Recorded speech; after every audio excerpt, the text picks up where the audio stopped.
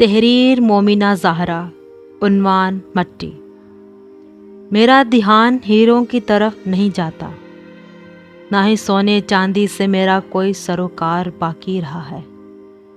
मेरी तवज्जो का मरकज़ संगे मरमर से बने महलात भी नहीं हैं।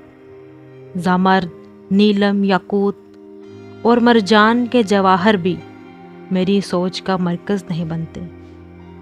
मुझे तो उस मट्टी की फ़िक्र लाहक है जिससे मैं बनी हूँ कि उसे आग से कैसे बचाया जाए।